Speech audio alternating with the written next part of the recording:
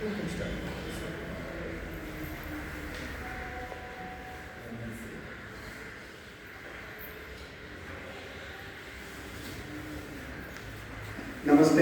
and a very warm welcome to all of you. On behalf of Narayanaswamy Study Circle, I invite you all here.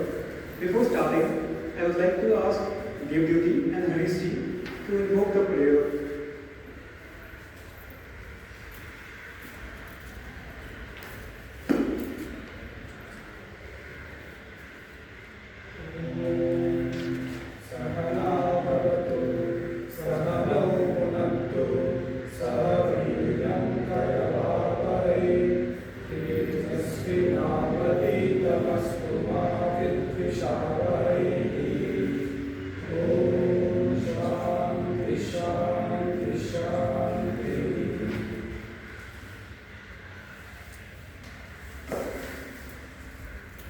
As many of you know, he is our mentor.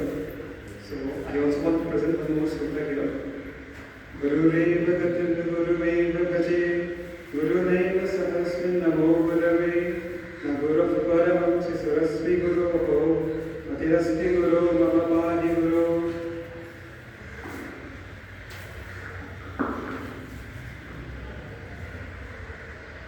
Now, today's theme is meditation as per Bhagavad Gita. So let me ask you one question. Does meditation simply means sitting still and closing your eyes, or is it something beyond? And the second question is, can Bhagavad Gita guide us in meditation? So on these two broader questions, to help us reflect on these two questions, we have our guest speaker, Gokulmuthu Narayanaswamy sir. So I'll just talk about his affiliations and his degrees, which is enormous when we compare to other people. So he holds a bachelor's degree in electrical and electronics from IIT Madras and MSc in computer science from IIC Bangalore. He holds an MA in philosophy, religion and culture from Annamalai University, and he is pursuing PhD in biopsychology and biomedical instrumentation at IIT Kharagpur. Currently, he is a director of product development at ITRON India. Now coming to some of the, let's say, here what's near to us in IIC. So before that, he was in IIT Madras. So he was one of the founder of VSC IIT Madras. And here, he was also affiliated with multiple clubs like Sanskrit Sangha, and he also heads us here in the VSC IIC. So, he is our mentor and guide of, let's say, daily basic class, and he is the core member of VSC. Pardon, he is not the core member, he is the core. Now, with that, I would request sir to start the session, and also put flowers on Narayanaswamy Swamiji.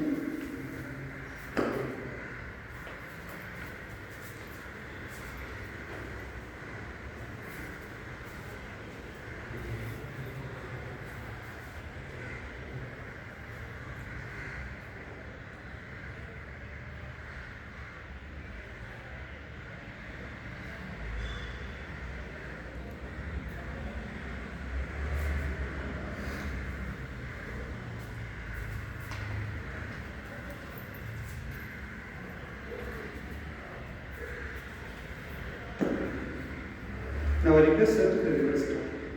Thank you, sir.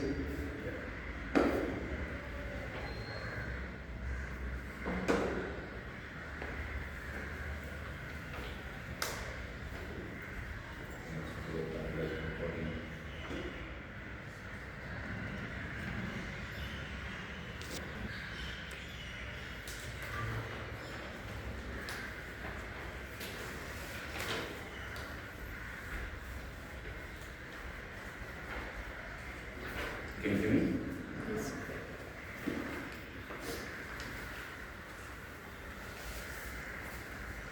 So the sheet which is with you, so there is a selection of verses which we will discuss today. So I'll chant, you can repeat. So the verses, the Devanagari is given, then the Roman, IAST is given. Then after that, the Anvaya is there, just for easy to pronounce and understand. So the full version is what we will chant. I will chant, you can repeat. First we will chant Shri Gurubhyo Namaha, then these verses. Om Shri Gurubhyo Namaha Harihi Om.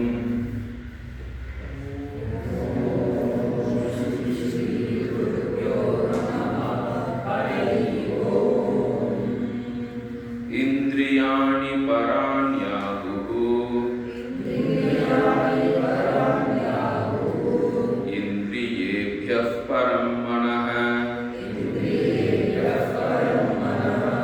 Manasastu Parabuddhihi. Yo Buddhehe Paratastu Saha. Yuktahara Viharasya. Yukta Cheshtasya Karmasu. Yukta Swapna Abhodasya. Yoga Bhavati Dukkha. Yogi Yunjita Satatam. Atmanam Rahasi Stitah. Ekaki Yata Chittatma. Nirashira Parigraha. Suchau Deshe Pratisthapya.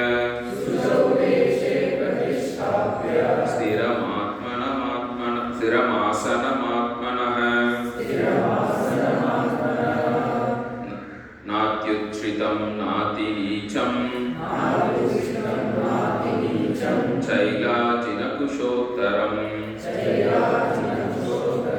Tatraikagram Manah Kritva.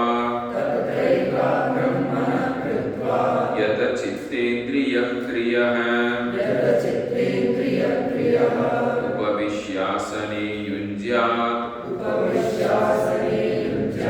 Yogam Atma Vishuddhaye. Samam Kaya Shiro Grivam. Dharayan Achalam Stiraha. Samprekshya Nasikagram Swam.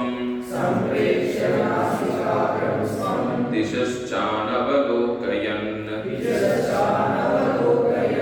Prashantatma Vigatabhihi.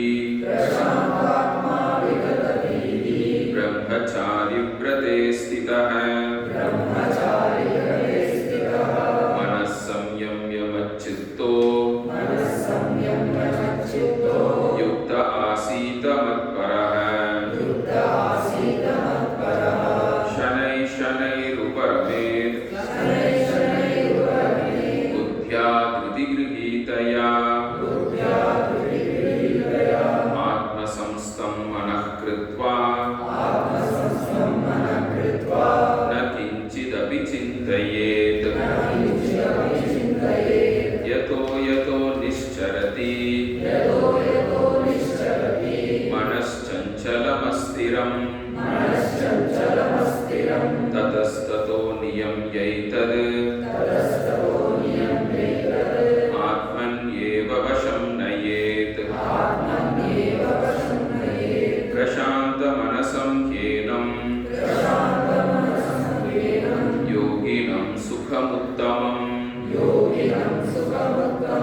Upaiti Shantarajasam. Brahmabhutama Kalmasham. Hari Om Tat Sat. So, today we will see some ideas about Dhyana Yoga, meditation from the Bhagavad Gita. So normally Bhagavad Gita, the Karma Yoga part is very famous, very popular. Like if you ask anyone what does Gita say, people will just roll out, do your duty, don't look for results. So that aspect of the teaching is very popular, and Bhagavad Gita also gives equal emphasis on Dhyana Yoga. Okay. So Karma Yoga and Dhyana Yoga are like two wings, and both are needed to reach the goal, and both actually prepare the person for Jnana. Because ultimately the freedom is going to come from we knowing who am I, what is the purpose of life. So only two things we need to know. Okay, who am I and what is the purpose of life. These two, if we know, understand correctly, then we will have absolutely no scope for any sorrow in our life. The goal of Gita is to free us from all sorrow. Okay. So na anushochyanti panditaha. The Gita teaching starts the second chapter, 11th shloka, with that statement. The goal is complete freedom from all sorrow, and the way is knowledge. Right? And the knowledge of who am I and what is the purpose of life. These two questions, if we know the correct answer, then absolutely there is no scope for any sorrow in our life. Ups and downs will be there in life. Life will have ups and downs. Life will have success, failure, everything will be there. But sorrow need not be there. Right? So that is the idea. Now how to get to that state is the goal of Gita. How to get to that state of knowledge, right, where we have a clear understanding of who am I and what is the purpose of life, so that we can go about living life, doing our duties, and with all the ups and downs of life, in spite of all of that, we will have complete resilience, full of cheerfulness, and we can do our duty without any sorrow. So that is the goal. Okay. So that is called Jivan Mukti. The goal of life is Jivan Mukti. Not somewhere after death, nothing. No. Mukti is here and now. Right? Don't worry about, okay, Punarapi Janana Punarapi. That is another concept. We don't need to worry about that. We don't need to even think about that. Okay? Jivan Mukti is the goal. Okay? What is Jivan Mukti? Freedom from Shatripu. Shatripu is Kama, Krodha, Lobha, Moha, Mada, Matsarya. Okay? Kama is desire, or you can say greed. Right? Kama. Then Kama, Krodha, anger. Then Lobha is greed. Then Moha. Moha is delusion. Delusion between what is permanent, what is transitory. Right? That is called Nitya, Anitya. Confusion is called Moha. Then Matha. Matha is arrogance. And Matsarya is jealousy. Okay. This is the Shat Ripu, they are called. 6 enemies. Or actually these are nothing but 6 defects of the mind. The 6 are nothing but 6 defects of the mind. Okay. We have to fix these 6 defects. Freedom from these 6 is called moksha. Moksha is freedom from these 6. Now these 6 are nothing but various manifestations of sorrow only. Okay. No one says, I am very angry, I am very happy. No. No one says, I am very full of jealous, but I am happy. No.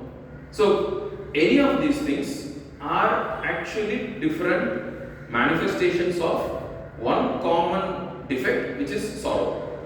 Sorrow manifests in the mind as these 6. Okay. So now freedom from these 6 means automatically freedom from sorrow. Freedom from sorrow is the goal, and that freedom from sorrow is called moksha. Moksha means freedom. Mukti means freedom. Jivan Mukti means freedom while living. Freedom from what? Freedom from Shatripu. This much you should be very clear. Don't worry about next birth, past birth, no. Okay. Freedom means freedom from Shatripu. Now, if you have freedom from Shatripu, if you have freedom from these, then your mind will be full of Jnana, Bhakti, Vairagya. Jnana about who am I, Bhakti towards Ishvara, Vairagya towards the world. Finally, we have only these 3. Right? Jiva, Jagat, Ishvara. So the correct attitude towards Jiva, Jagat, Ishvara is bhakti towards Ishvara, vairagya towards the world, and jnana towards the self. Okay? So this jnana, bhakti, vairagya, if you have, you will be free from all sorrow. Now, this is the goal. Okay? How to get this jnana, bhakti, vairagya? And these three are actually interconnected. Once you have one, automatically you will get the other things. So how to get this? That is all is the life. If you have this jnana, bhakti, vairagya, then doesn't matter. You can take any number of janma as a bhakta of the Lord. Where is the problem? Problem comes only when you don't have vairagya towards the world. If you don't have vairagya, then life becomes painful affair. If you have vairagya, then life is enjoyable. You can enjoy life, right? So my teacher used to say, a swimming pool, for a person who knows how to swim, it is a playground. For a person who doesn't know how to swim, it is a burial ground. The same swimming pool. If you know how to swim, it's a playground. You can enjoy it. If you don't know how to swim, then it's a place where you can die. The same thing with this world. This world is like a swimming pool. If you have vairagya, you can enjoy this world. Shri Ramakrishna puts in a very nice way. He says, like if you want to enter into the shark-infested water and swim, you rub turmeric on your body and then you enter. So there's a belief, you don't need to worry about whether it is true or not, but at least the idea you need to understand. The example you need to understand. If you want to cut a jackfruit, what do? First you smear your hands with oil, then you cut the jackfruit.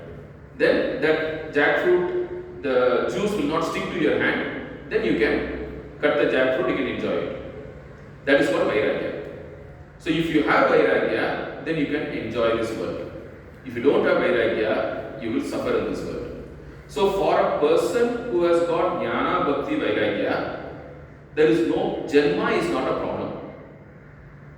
Understand? Janma is not a problem. That is why if you see Sri Ramakrishna and even Vivekananda, they say like, I am ready to come thousands of times. I am ready to take billions of births to help people.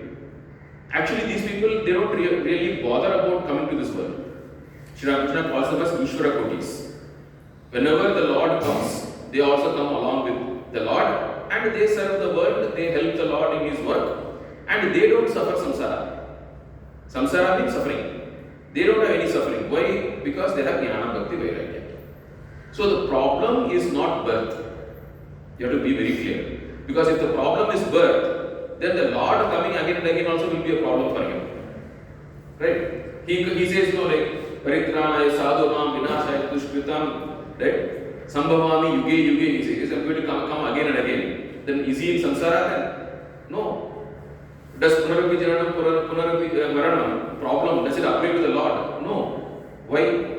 Because he has got jnana, bhakti, vairagya. So, the goal is not to be free from life. And Paramatanji puts it in a very nice way. He says, if you define the goal as freedom from rebirth, then you will have a negative attitude towards the current birth also, which is not a right attitude. So, never define moksha as freedom from rebirth. No. Moksha means freedom from shatripu. By jnana, bhakti, vairagya. If you get jnana, bhakti, vairagya, you can take millions of birth doing kainkariya for the Lord without any problem. So, Jivan Mukti is the goal. I want to be free here and now in this birth from the Shatripu, and I don't mind coming again and again and again with Jnana Bhakti Vairagya to this world to do the Lord's work. That's all. Now, this we can achieve here and now. We don't need to say, okay, what will happen after that? Don't worry. Vaikuntha, Kailasha, no problem, don't worry. You don't even need to bring all those things into our consideration. Here and now, I want to get Jnana, Bhakti, Vairagya so that I can be free from Kama, Krodha, Lobha, Moha, Mada, Matsarya, and I want to be free. Jivan Mukti is the goal. Entire Gita keeps repeating this only again and again. In between, Arjuna asks a question, what happens when the person dies, this, that and all. So Krishna brings in Kramamukti and all those ideas. But those are not the goal. And in fact, Gita condemns people aiming to go to heaven and Swarga and all those things. Gita condemns very, very heavily. So we are not worried about what happens after death. We are completely focused on becoming a Jivan Mukta here and now. That should be very clear. Okay. So now how do we become free? What is the problem? Problem is very simple. First thing is, we have this problem of security complex. We seek security in this world. We say, oh, I need this, I need that to be able to live, I need this, I need that. We think money will give us security. We think job will give us security. We think so many things will give us security. So the security seeking is one problem. Second thing is pleasure seeking. We think we will get pleasure from various things in this world. Now these two are kind of, I would say, evolutionary remnants. In evolution, when as an animal, okay, security and pleasure was got from all this world.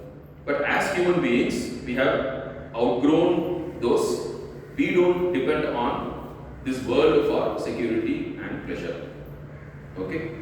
So then what do we depend upon for security? We say law of karma is there, the Lord is there is an order in this universe. If I do good, good will come. If I work sufficiently, this life will be taken care of. Why should I worry about it? Nothing to worry. Right? Krishna says, Ananyas chintayantoma yejana paryupasate tesham nityavyuktanam yoga kshemam vahamyaham. Krishna says very clearly, you work in this world for the welfare of the living beings in this world. Seeing this world as not different from me. Ananyaha means like Vishwarupa Ishvara. This world is not different from the Lord. It is the Lord Himself who has manifested as this world. So, working in this world is service to the Lord. So, work in this world, serve all the living beings in this world as a Ishvara Kainkarya. That is service to the Lord.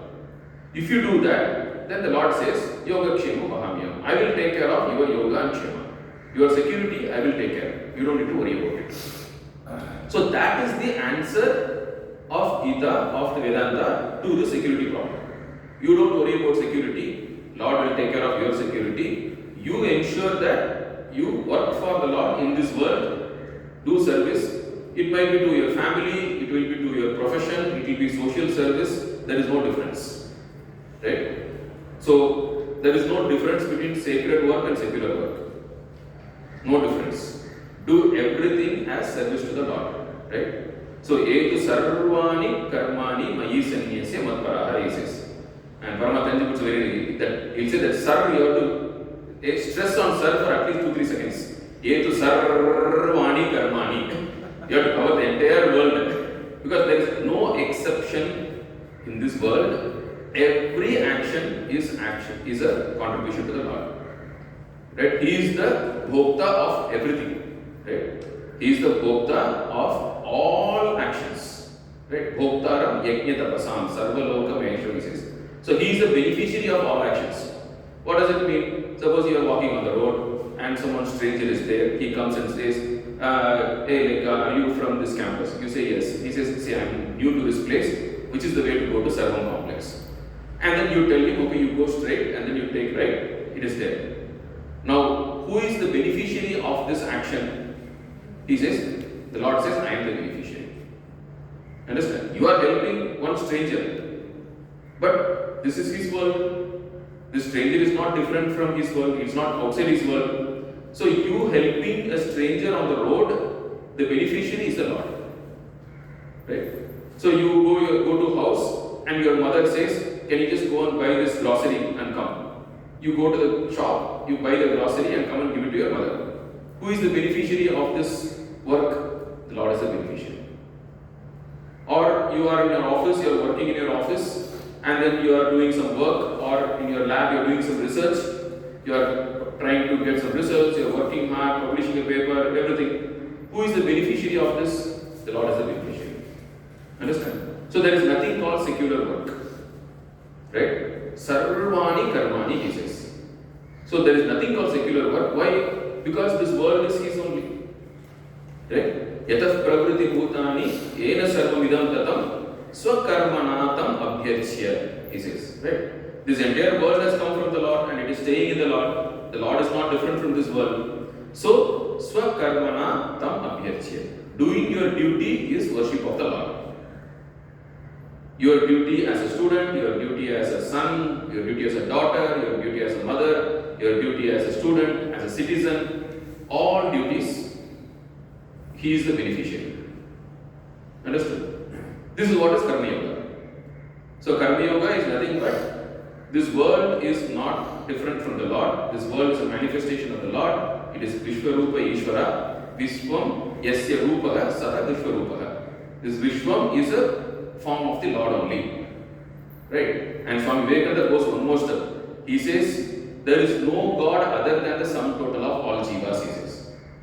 Swami Vivekananda, in one of the places, he says, there is no God other than the jivas. The jivas is God. There is no God other than jivas, he says. Serving the jivas is the way to serve the Lord. Right? So, and in Bhagavatam, in Kapilopadesha, I think that day we read, right? Like Kapilopadesha, he says very clearly, he says, ignoring the jivas and if you go and worship in the temple, he says it's a waste. It's a misunderstanding. You can't ignore the jivas and go and worship in the same temple. And same thing if you see Swami Vivekananda's Rameshwaram lecture, he tells Rameshwaram lecture very clearly. He says like, Shivajnane Jiva Seva, knowing that Jiva is Shiva, you serve the jivas. That is Karma Yoga. And that is why the Dhyana Yoga 6th chapter starts with Anashrita Karma Phalam Karyam Karma Karoti Yaha Sa Sannyasi Cha Yogi Cha. Anashrita Karma Phalam, right? Without depending upon the Karma Phala, right? Anashrita Karma Phalam Karyam Karma Karoti Yaha. He who does whatever is to be done, his duty. Sa sannyasi, sa yogi. He is a sannyasi, he is a yogi. So the Dhyana Yoga chapter in Gita starts with Karma Yoga. The first line starts with Karma Yoga only. So Karma Yoga is a prerequisite for Dhyana Yoga. So Karma Yoga, what does Karma Yoga do? It cuts your dependence upon this world for security. That is the role of Karma Yoga. It's essential, it is important. It disconnects your dependence upon this world for security. What do you say? You say, I will work, I will do my duty, the Lord will take care. I don't need to work for my security. I will work, I will do my duty as an offering to the Lord, and the Lord will take care. I am not going to sit idle, I am going to do my duty, but as offering to the Lord. Now, this is Karma Yoga. So, Chinmayanti puts it a very nice way. He says, do all your actions as a gift to the Lord and accept all experiences in life as a gift from God. Right? Ishvara Arpana Buddhi, Ishvara Prasada Buddhi. So every action is an Ishvara Arpana. And everything you get back from the Lord is Prasada. Right? And Krishna says in the third chapter, Yagnashishta Santo Muchinti Karma Sarva Kilpishayi. A person who eats food as prasada is free from all paha. Sarva Kilpishayi, all defects. And what is prasada? You work and you should ensure that you deserve the food on your plate. Prasada doesn't mean offering in the temple. This whole universe is the Lord. So you have to offer to this Lord. What do you offer to the Lord? Your work. Right? So, evening when you sit with food on your plate, you should say, do I deserve this food? Understand? Do I deserve this food? Have I contributed to this world? Have I worked enough today that I deserve this food? If you deserve, it is prasada. Vishwarupa Ishvara, Ishvara is Vishwarupa. You have worked to Vishwa, to the Ishvara as Vishwarupa, you have worked. And you have got this prasada on your plate. So every food which is on your plate is a prasada. if you have sufficiently worked that day. That is what is called as Yajna Shishta Sinasanto Muchyante Sarva Kilvishayi. Understood? So, you have to work. Every day you have to ensure that you work and the food on your plate you should deserve. And in Tamil there is a very nice word for a person who doesn't deserve the food on his plate. Tandachoru they call it. Tandachoru means a person who doesn't deserve the food on his plate. Understood? He's like the food that you feed is waste. Instead of putting it into the dustbin, you are putting it through him, it goes to the commode. That is called Tandachoru. So you should not be that. You should not be just a conduit for food to go from dining hall to toilet. You are not just a pipe. Understood? You have to work. Right? You have to work. And if you work, then the food on your plate is prasada. Right? This is karma. This is the gist of karma yoga. Now, karma yoga frees you from depending upon this world for security. You no longer worry about it. The Lord will take care of me. I just need to ensure that I am useful to this world. If I am useful to this world, the Lord will take care of it. That's all. Right? Now, the second step is Dhyana Yoga. Dhyana Yoga cuts your dependence upon this world for pleasure. We think pleasure comes from all these sense organs by their contact with sense objects. Now, this is a wrong opinion. This is a wrong notion. Why? Because pleasure doesn't come from the sense object.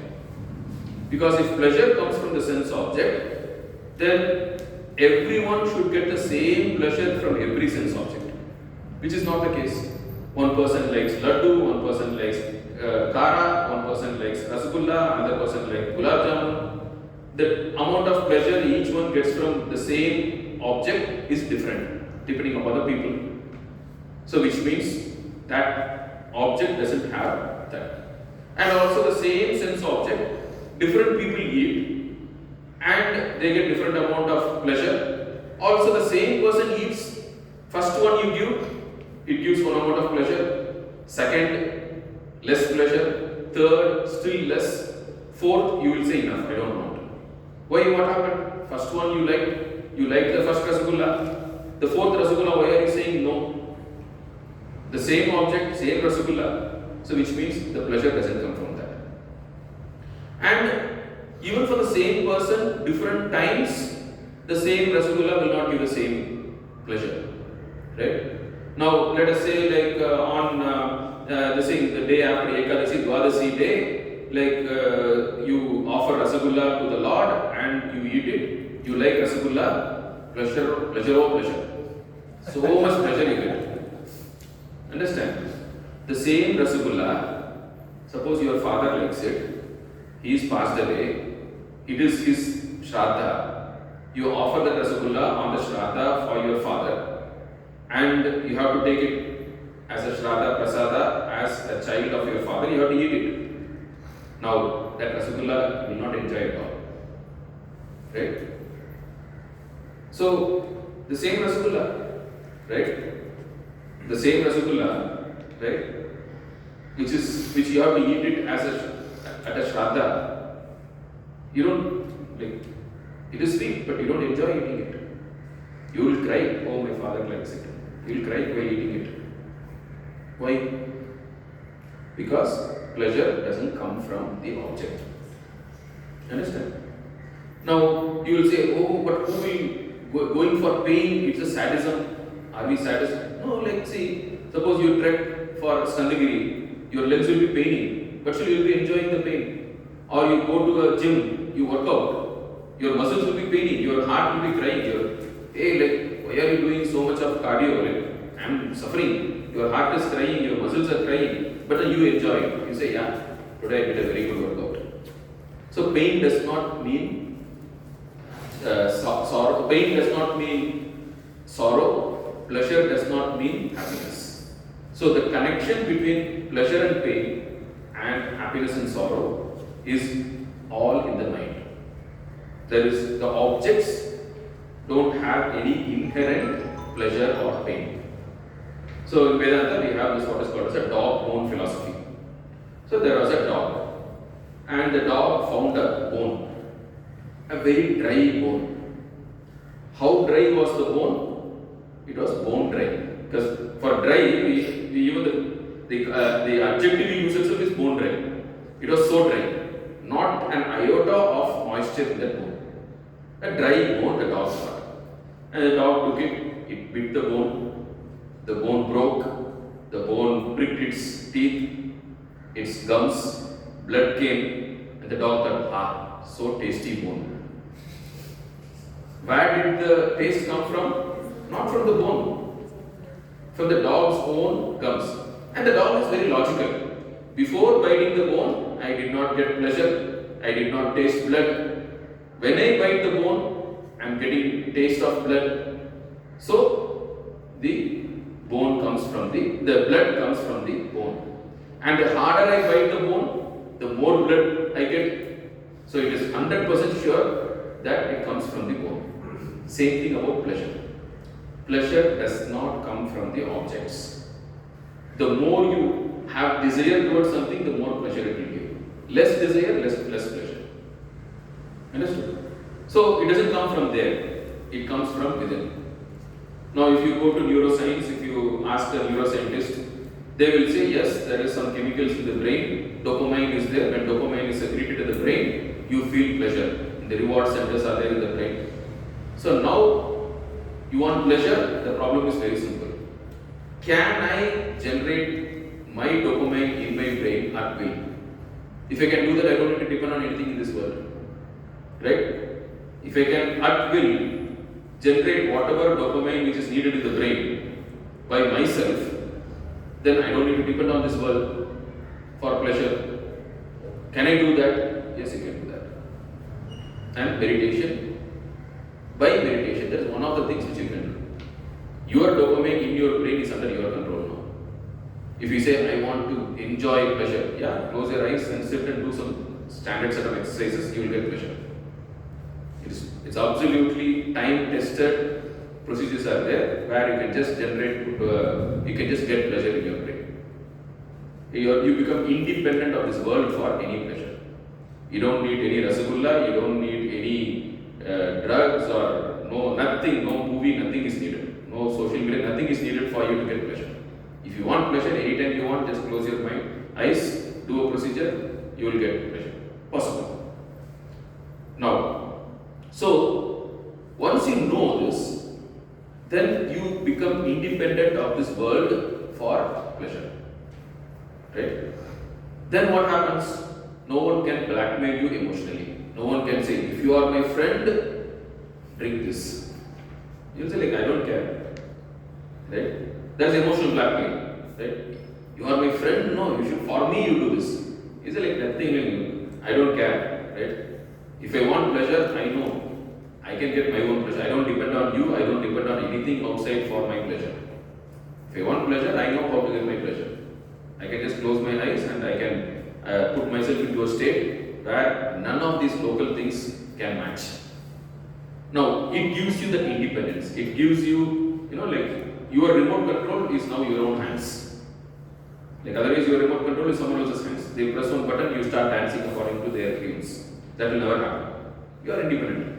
Now, this freedom, complete freedom from anything else, people, objects, situations. This freedom you get. That is what it guarantees. How to get this? Clear?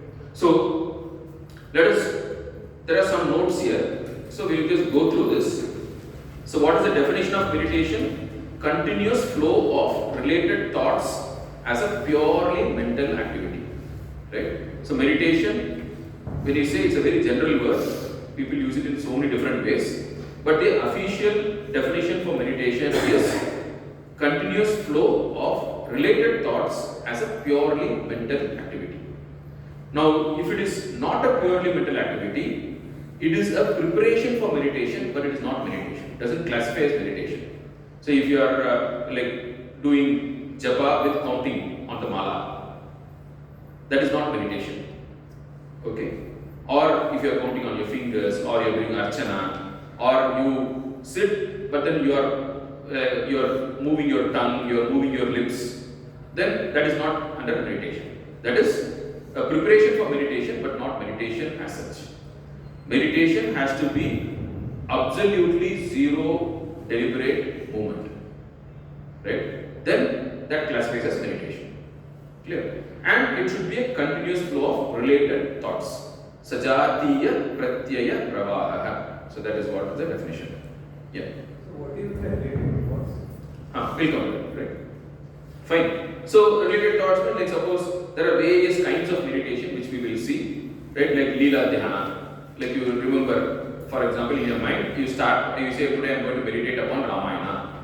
You sit and then say, okay, Dasharatha was the king of Ayodhya, he was ruling, he had 3 wives, Kaushalya, Kaikeyi, Sumitra, he did not have any children, he did the yaga, Rishishringa came, he did the yaga, Putrakamishti yaga, Payasa came, he gave Payasa to his wife, and then Rama, Lakshmana, Bharata, Satrughna were born. Mentally you can go to the entire Ramayana. Related thoughts. This is what we mean related thoughts. Now, this is meditation. If you do it without any deliberate movement, just purely mentally, this is called Leela Dhyana. Or you can do Manasa Puja. You can imagine the Lord in the center of your heart, and then you can do like Panchopachara Puja, right? You can say Gandha, Pushpa, Dhupa, Deepa, Nivedya, like you can do a full Panchopachara Puja or even the Shopachara Puja. You can do mentally as a Manasa Puja. That is also meditation. Right? So all these things are, or you can say value meditation, for example. So you say, okay, today I will meditate upon Satya, truthfulness. What is truthfulness? Why is it important? What will happen if I am not truthful? What are the conditions where it will be difficult to be truthful? Who are the people in our Ithiyasas who have been truthful?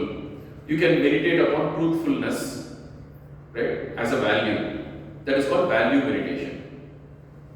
Right? So it should be related thoughts, and it should be continuous, no distractions, and purely mental. Now, if you are looking at a book and then doing parayana, that is parayana, not meditation. So for meditation, if you want to meditate upon Gita, suppose if you say I will meditate today upon 12th chapter of the Gita, so you should have first memorized it. So once you memorized it, now you can convert mentally, you can chant 12th chapter, that will become a meditation. So does it have any affiliation with the object or topic which we are? So it should serve the objective of, because your goal is to be free from this. Jivan Mukti is the goal. Okay.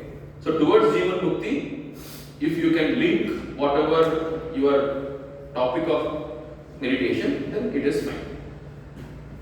Understand? You cannot, suppose if you say, okay, today I will meditate upon Maxwell's equations. Fine. That is purely mental activity, you can think about it and all that. But it might not have direct correlation to Jivan Mukti.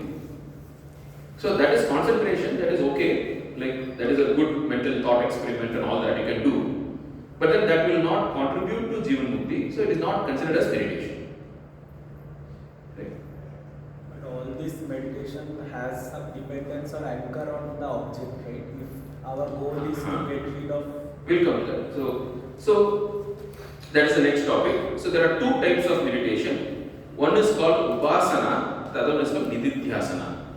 Right? Upasana is based on imagination.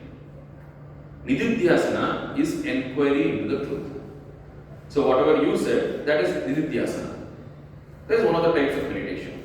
The other type is Upasana. So Upasana prepares the mind, and Nididhyasana is the final objective. Ultimately, you need to know who am I. Now that inquiry will be Nididhyasana. Now to prepare the mind for that, all the other things will be there, which is Upasana. Okay. And purposes, what is the purpose? So the first purpose given here is like to reprogram your subconscious mind. Suppose, as I told you, value meditation. If you say, suppose I get into a bout of anger, I want to become free from anger. I want to become a very patient person. Now, you are at the time when the trigger for anger is there, your logical thinking doesn't work. Okay? Because decisions are made at the subconscious mind. Shri Ramakrishna puts in a very nice way.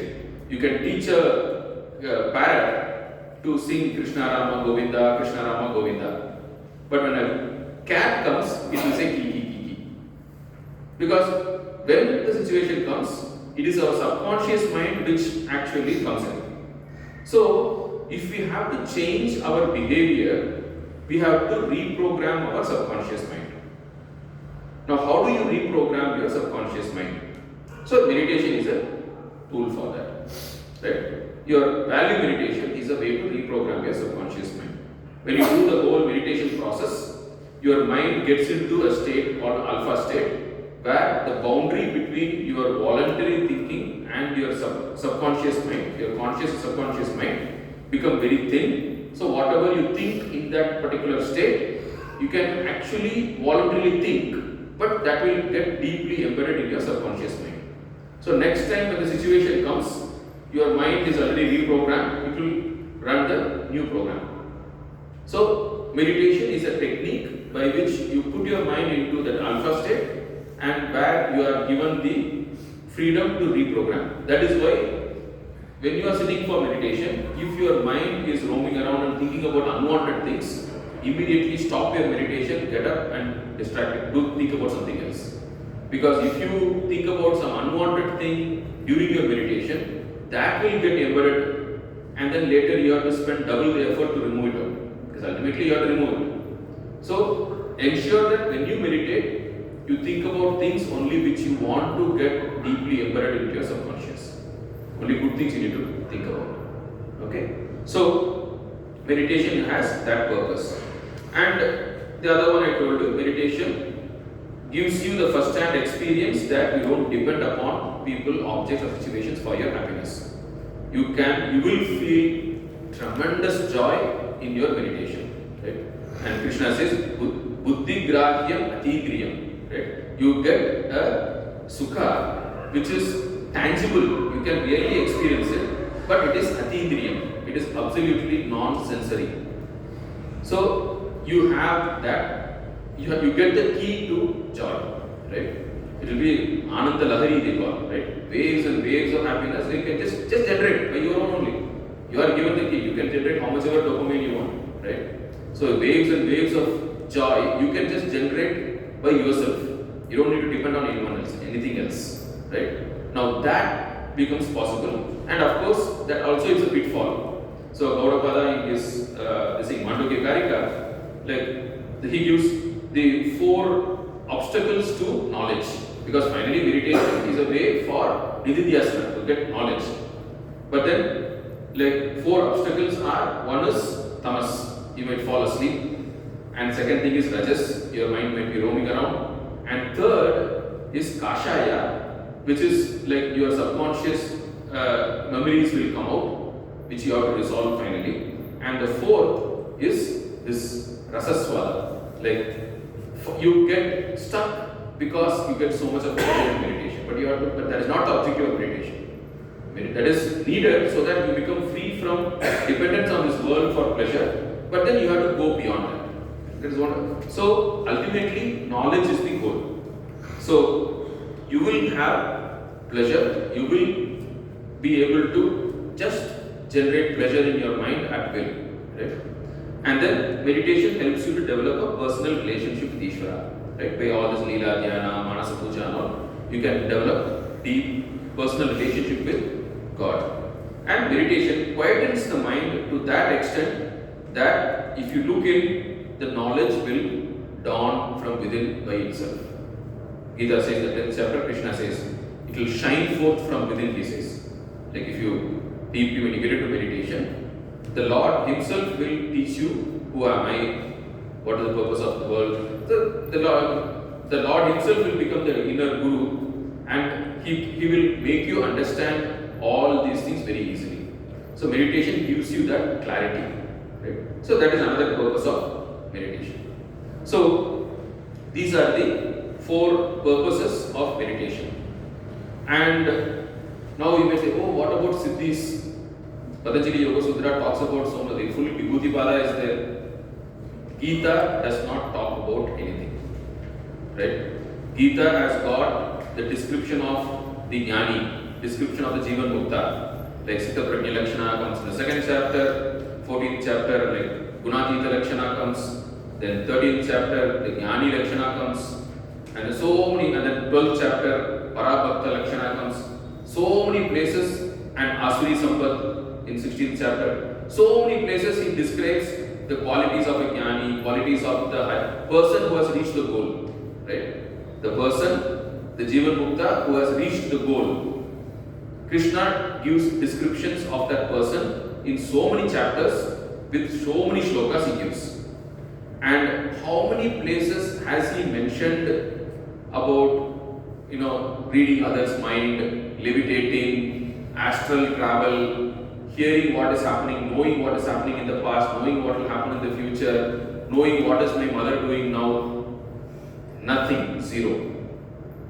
Or bringing things out of thin air, transporting things, or going and appearing in anywhere you want. Like so many siddhis are there, like Anima, Mahima, Lahima, so many things which are described in other books. Now, there are at least some 40-50 shlokas in the Gita which talks about Jivan Mukta Lakshana, the Lakshana of a Jivan Mukta. Zero mention of any of these things. Understood? Absolutely zero mention in the Gita of any power, any supernatural power, anything. Zero. So, you have to be very, very clear, none of these things come under Jivan Mukta Lakshana. This is not the goal. These are all distractions. Clear? They may come, they may not come. They are distractions. You have to just ignore them. You just have to focus. Right? So, what is the goal? Very clear. Freedom from Shatripu is the goal. Freedom from Kama, Krodha, Loka, Moha, Mada, Matsarya, and gaining Jnana, Bhakti, Vairagya. That's all is the goal. Not even vision of God. Ishvara Darshana is not the goal. Nowhere he mentions. Nowhere in the Jivan Mukta Lakshana, Krishna mentions he will be able to see God. No. It doesn't mention at all. In fact, when Arjuna says, I want to see you, Krishna shows his form, and then Arjuna says, enough. Arjuna says, enough, come back to your original form. Okay? So, nowhere Krishna talks about any of these supernatural things. So, very, very clearly you have to understand what is the goal. Goal is Jivan Mukti. Jivan Mukti means Jnana, Vairagya and Bhakti. That's all. Okay? So, everything else is towards that. So, now I have given here a selection of shlokas which are dealing with meditation. This is not a complete list. Okay? This is only a partial list. And so, you can take this, and this is a good place to start. Okay? And you can use this for daily parayana, you can just use this for understanding in depth. So, I have given the Anvaya also, by which you can identify words, and most of Indian languages, like about 80%, the words are common with Sanskrit. So, the moment the Anvaya is given, you will be able to identify the words, and also meaning is given. So, you will be able to correlate, okay, which word means which one from this only. Okay, so you can go through it, you can understand very easily what it means. Okay, so we will go through it. So Sangeet, till what time do we have? It's 7 now. 7:45. Okay.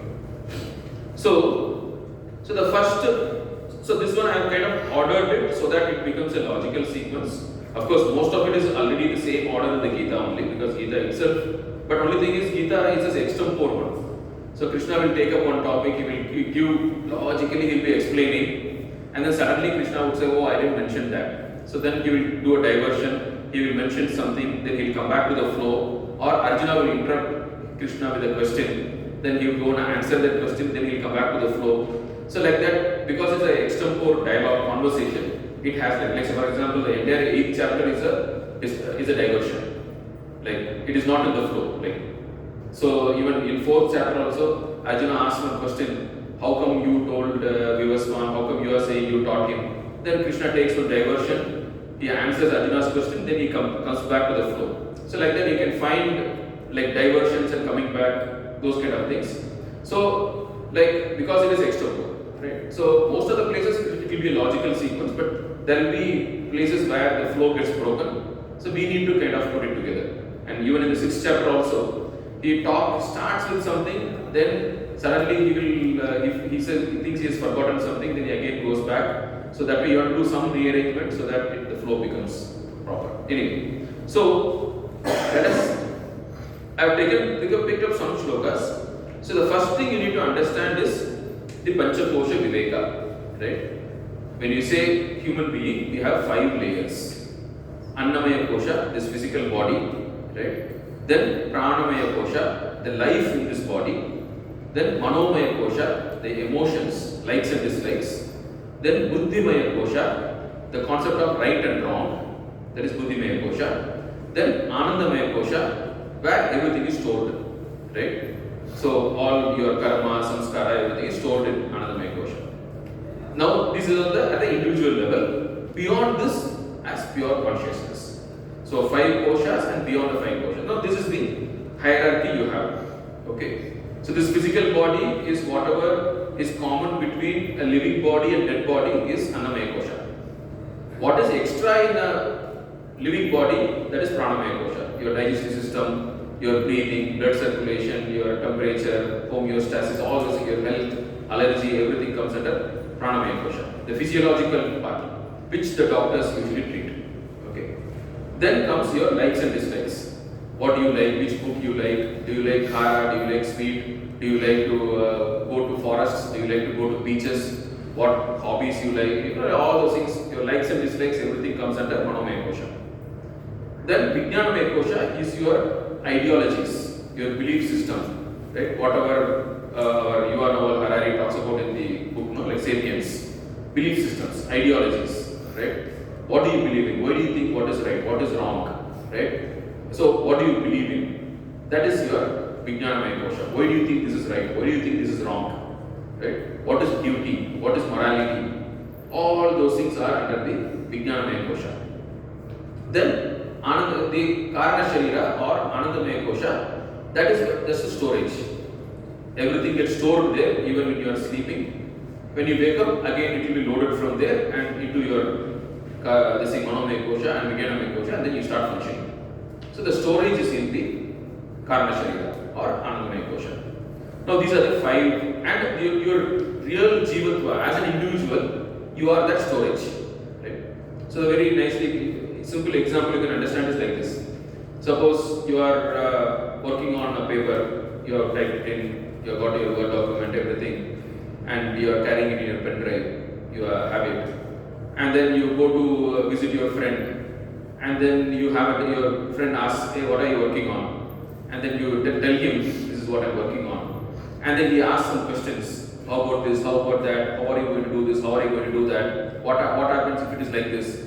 Then you think, oh yeah, it's a good idea, like, yeah, I never thought about it, and you want to note it down, you don't want to forget it. Now you ask your friend, hey, like, I have a pen drive, do you have a laptop? Your friend says, yes, you can take my laptop. You open his laptop, you power it on, you plug in your pen drive into that laptop, and you open the document on your pen drive, you edit it, and then you do something, then suddenly the laptop says, battery low, batteries. Then you immediately you say, like, hey, battery is low, then immediately you save your file, and then you ask another friend, hey, do you have another laptop? He says, yes.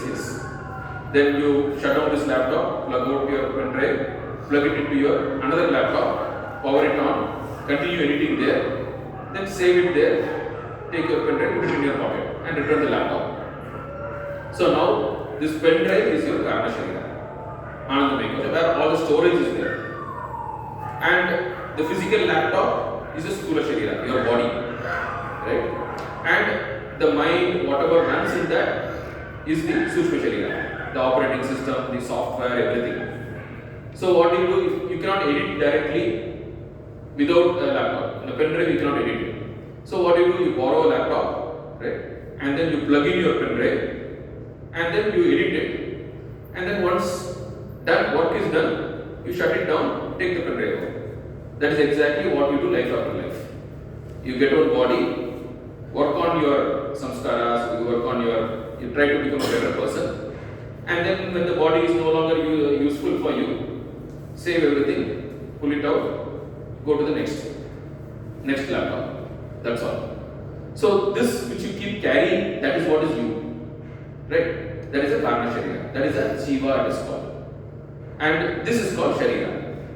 The laptop and the operating system, the software which runs on that, they are all called sharira. Sthula sharira and sukshma sharira.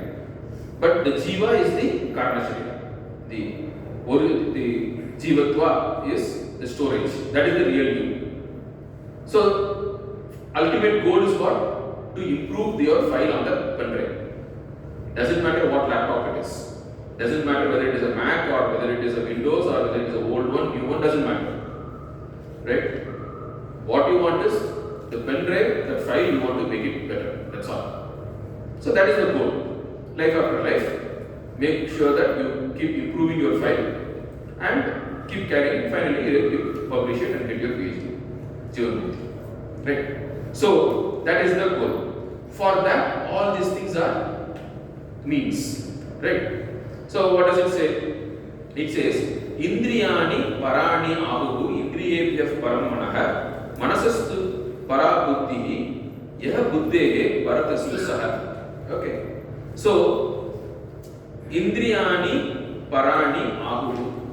Now, this Ahuhu is a very interesting word. Ahuhu means it is told so.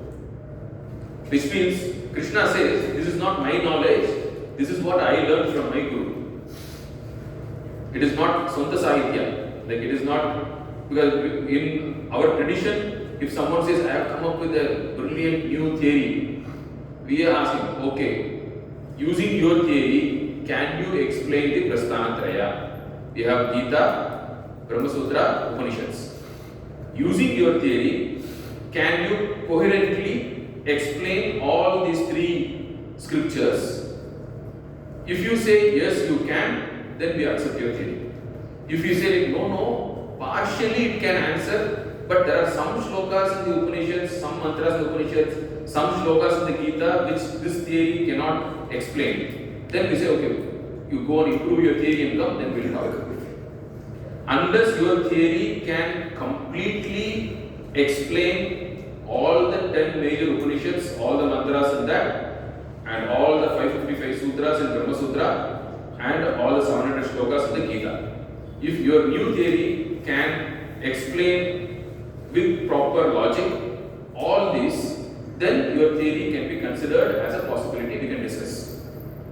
Till then, you work on your theory, ensure that it aligns here, then only the discussion can proceed. So this is the tradition. So even Krishna says, Ahu, this is how it has been told. Why? Because this shloka, he has picked it up from Kathopanishad. Lot of shlokas from the Gita, Krishna has taken it up from Kathopanishad. Because that's what he studied in his Gurukulam. So this shloka also is almost the same, identical in Kathopanishad. So he says, Indriyani Parani Ahu. It has been told that the Indriyani, the senses are better. Better than what? You have to fill up the blanks, sense objects. Because senses enter sense objects. So senses are better than the sense objects, are higher, right? And Indriyebhyah paramanaha. But your mind is more powerful than the sense objects. And manasastu para buddhihi. But your buddhi is higher than the sense, than the mind. Buddhehe parataha tu saha. Saha means karma sharira, the anandamaya kosha. So the jiva is higher than the buddhi also, right? Because the jiva is the final identity. Everything else is only for that, right? So Kathopanishad puts it in a very nice way, the Ratha Kalpana, as a chariot. Right? The chariot is there, the body is the chariot, and the horses are the sense organs. The road is the sense object. The charioteer is the buddhi, and the rope which connects the horse to the charioteer, that is the manas, and the passenger is the jiva. Okay? So finally, the jiva should be the one who is the deciding factor. Understand? So the horses must be under the control of the rope, and the rope should be held tightly by the charioteer. So senses, manas, buddhi, and the charioteer should listen to the passenger. Like you just, one auto is going, you stop the auto and say, like, I want to go to Bakery Circle, are you coming? He says like, no, I am going to Majestic, do you want to come there? Like, you should go where you want to go, not where the auto driver wants to go. Right? So, the charioteer should be under the control of the passenger. That is what it says. Buddhehe bharataha tu saha. Saha means passenger. And buddhi is the charioteer. The charioteer should listen to the passenger. And the horses should listen to the charioteer. So that hierarchy of control is mentioned here. If this hierarchy of control is correctly established, then you can attain whatever goal you want in life. Clear? So, then how do you attain this control? How do you bring your mind and buddhi all under your control? That is the next one. Yukta ahara viharasya, yukta cheshtasya karmasu, yukta swapna avabodhasya, yogaha bhavati dukkha. So, you have to train your mind, you have to train your body, so that they understand who is the master. How do you train them? Tapas. What is tapas? Not something very high-funda. Gita gives a list of tapas, all down to earth. Suppose if you say, whatever happens, I will not shout. That is a tapas. Gita calls it Vangmayam tapas. Right? So, like this, Gita gives a list of tapas. Here, in this shloka, it says, Yukta ahara viharasya. You decide what to eat, what not to eat. You decide when to eat, when not to eat. You decide how much to eat. You should decide. You should not say, oh, midnight, I am feeling hungry, let me munch something. No. Then you are giving the freedom to your tongue. You are not exercising your freedom over your body. So you have to teach your body. You have to train your mind who is the master by your everyday life. You decide when you have to wake up. You keep an alarm at 5 o'clock, you don't press snooze. You wake up. Why do you have to do that? Why do you have to follow discipline? Because you want to tell your mind, I am the master, you are the slave. You have to teach your horse, right? Your horse is this body and mind, or your horse? I am the master. I decide where you go. I decide what you do. You cannot do whatever you want. Clear? So, to establish this hierarchy of control, you have to follow discipline. Right? Then, when you sit for meditation and tell your mind, now is the time for meditation, sit and meditate, your mind will obey. If you have not established this hierarchy of control, if you have not trained your mind, if you have not given this message clearly that you are my slave to your mind will not obey you. Understand? So, to do that, you have to follow this.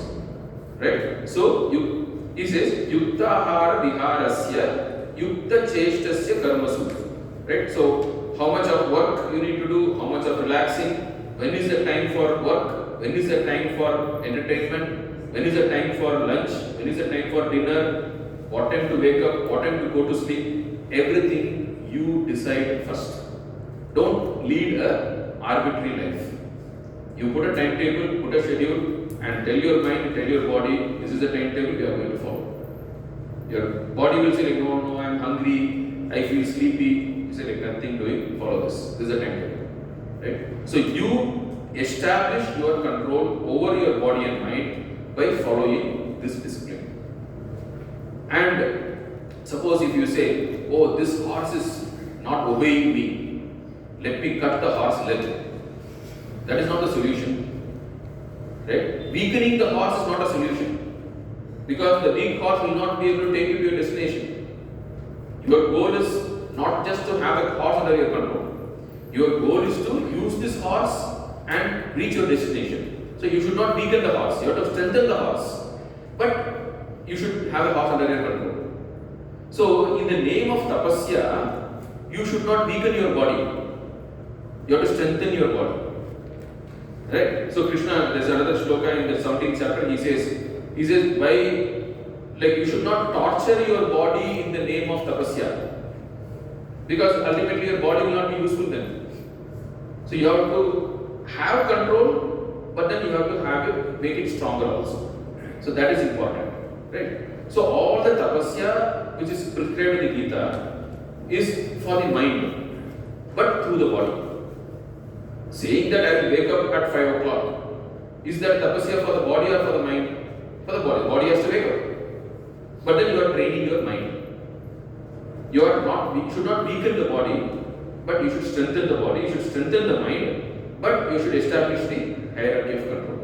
So that is how intelligently you have to design your tapasyas. Right? And Gita gives guidance. The 17th chapter, there is a list of shlokas where he gives examples of tapasya. Fine. Anyway, that is Karma Yoga part. We will not take that up now. So, basically, regulation and moderation are needed so that you send a very clear message to your body and mind who is the master and who is the servant. That has to be done. Once you have done that, then you can go for meditation. Now, this, as I told you, that is 6:17 because Krishna tells everything, then suddenly he removes, oh, I forgot to tell something. Then in the 17th, 16th, 17th, 18th, those shlokas he tells about regulation and all that, which is actually more of Karma Yoga, which he is supposed to have told much before. But then he has forgotten, then he goes back and then he tells that, then he comes back and does all that. Anyway, so the 6:10, one shloka, he summarizes the entire meditation. The entire whatever he wants to tell about meditation is in one shloka, which is the 10th shloka. Okay? Very, very loaded shloka. Yogi yunchita satatam atmanam rahasya stitaha ekaki yatachittatma nirashiya aparigraha. Okay? So, here he describes meditation by pointing out 6 reasons which obstruct meditation. What are the obstructions for meditation? He gives a list of 6. He says, if you remove these 6 obstructions, meditation will automatically come. See, meditation is like going to sleep. You cannot say, oh, okay, let me go to sleep. You cannot deliberately go to sleep.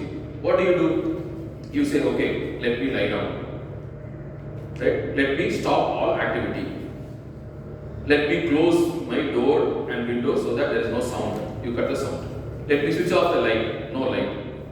Let me cover myself with a bed sheet so my skin will not get any sensations. So like this, you cut off all the distractions for your sleep, and then you wait for sleep to come. Nidra Devi has to come and bless you. You cannot, extract from her. You have to prepare for sleep, and then you have to wait for sleep to come. Then sleep has to come. So that is exactly for meditation also. So you identify what are all the distractions which will stop me from meditating, and you cut that, and then meditation will happen automatically. Okay? So that is what Krishna says here. He identifies 6 distractions, and cutting those 6 distractions is called solitude. So 6 solitudes is listed here. So the first one is, if you want to meditate, first is rahasi, right? Environmental solitude. You have to sit alone. Group meditation you can do, but each one has to meditate by himself only, right? You cannot say, hey, like today I am busy. Can you please meditate for 10 minutes for me? You can't tell your friend. Okay, someone else cannot meditate for you. You only have to meditate for yourself. So meditation is a personal affair. Someone else cannot do that for you. So you have to sit in a place where there is no distraction, right? So that is rahasi, environmental solitude. You have to sit in a place where there is no one else around. Even if they are around, they don't come and disturb you. Then sthita, physical solitude. Your own body is a distraction, right? So you have to sit in such a way that it is comfortable, straight posture where you can forget your body. Because your body itself is external to you, it's a distraction. So that is why that asana, pranayama, they are all for this, right? So that you can forget your body for at least 10-15 minutes, you should be able to forget your body. Details will come later. Okay, this one shloka, the 10th shloka is gives a summary. Then the subsequent shlokas he explains it, he expands it. Okay. Then ekaki, so relational solitude. So you have so many roles and responsibilities in the world, right? As a brother, as a son, as a student, as a citizen, so many roles and responsibilities you have. During meditation, at least temporarily, you should be able to set everything aside. Keep everything aside and say later, not now. And Paramahansa puts it very nicely. He says, to do that, you take up an alternative identity. You say, I am a seeker of truth. I am a devotee of this deity. I am a student of Vedanta. I am a student of Gita. You take up another role and responsibility to counter your worldly role and responsibility. That is called ekaki. Right? Basically, you say for 20 minutes, I am not any of these roles and responsibilities. I got no duties for at least 15-20 minutes. Right? Then, yata chitta atma, that is emotional solitude. So basically, all your grudges, guilt, regrets, anxiety, fear, jealousy, hatred, everything you have to keep aside. Right? The only when you sit for meditation, it will come, oh, that guy, today he saw me on the way to the mess. He didn't smile at me. What is he thinking? Is he angry with me? All this, first you have to cut off all that. Emotional solitude. Right? All your full, whatever in your life, whatever scolding anyone did will come to your mind only in meditation. So, you have to resolve all of them. You cannot suppress them. You have to resolve them. Now, how do you resolve them? It's very important here. And also, you will have so much of guilt. Oh, I should not have done that, I should not have done this. Now, there is something in psychology called Hand-Long's reason. I will tell you what it means. Okay, it is there, the equivalent is there in our tradition also. It's very simple. Now, I will give you the logic, then you can apply the logic later. Okay. So suppose, let us say you pick up something, remember something, the stupidest thing which you have done, the one thing in your life which you regret the most, that I should not have done that. Take that mentally, let us do a mental exercise. Take that as an example. Okay, the biggest regret in your life, the one thing in your life which you are praying day and night, oh Lord, give me one opportunity to undo what I have done. Or if I was given another chance, I would not have done that. All of us will have something. Some regret which you have, the deepest regret you have. Take it as an example. Now, you think, when doing that action, what did you think? Actually, you would have thought, what a smart guy I am, I'm doing this. Correct? And I tell you in life, anytime you are thinking that I am so smart to do this, be careful. It's a trap. You are going to regret for the rest of the life for that. So, whichever now you are regretting that I should not have done that, actually, you would have taught yourself so smart to do that. Or you would have at least said, Santa, I can handle it. I know, I can handle it. You would have, so at that time you thought it was the right thing to do. Or at that time, you might have thought that was the smartest thing to do also sometimes. And now you know better. Now you regret it. Okay. Whatever regret in your life you have, if you analyze it, at that time, why you did it, you would have thought that was the right thing to do. Clear? So, forgive yourself. You thought that was the right thing to do. You had a misunderstanding. You didn't know. You didn't know that was a stupid thing to do. So you did it. So forgive yourself. Forgive your younger self. Right? It is okay. At that time, I did a mistake. Yes. Because I thought that was the right thing to do. Now I know that was the wrong thing to do. Now I know how stupid I was at that time. Now I will not repeat it. So, using this one line of thought, what is the truth? This is not, we are not imagining anything. This is the truth. So, using this, you clear all your regrets in your life. Every regret you have in your life, right? Every guilt that you have in your life, you forgive yourself because at that time you thought you were doing the right thing. Clear? This concept is clear? Because unless you do this, you will not be able to meditate. It's important. Because you will not be able to sit and meditate unless you have completely cleared yourself from all guilt and regrets. Once you have understood this, now come to the second problem. Grudges. Oh, that person should not have done this. Why did he do this? He did such a bad thing to me. Now, apply the same logic. He did it because he thought it was the right thing to do. Your own logic you have to apply there also. The same logic which you applied to forgive yourself, now you have to apply for the other person also. When he did that, he thought he was doing the right thing. That is why he did it, otherwise he would not have done it. Understood? So, if you have a grudge against someone, it is just that you don't understand why he did it, that's all. Suppose you are going on the road, okay, suddenly one guy comes in a bike and you are standing in the signal is red.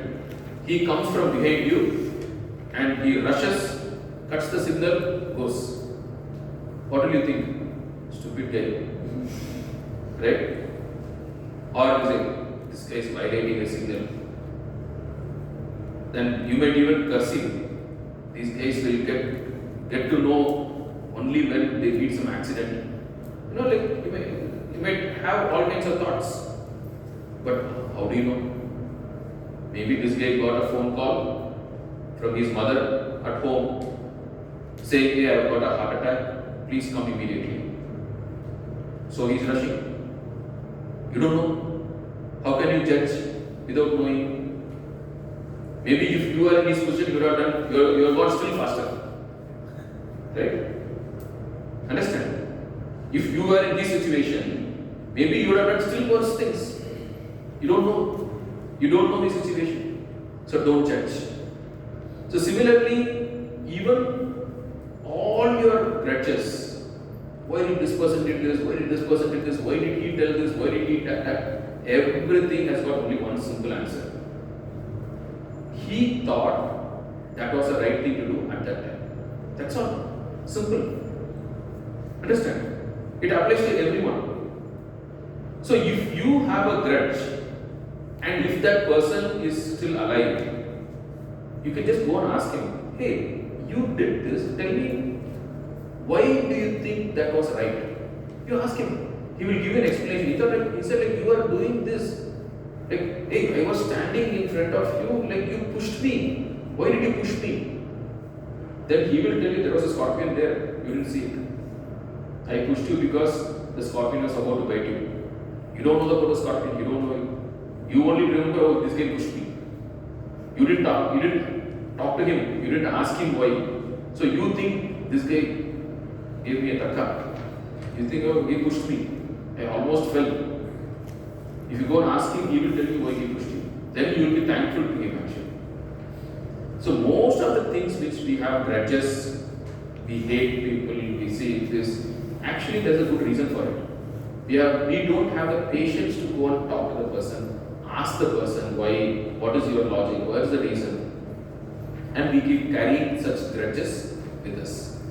And often, many of those people are already died. We don't even have an opportunity now to go and ask for explanation.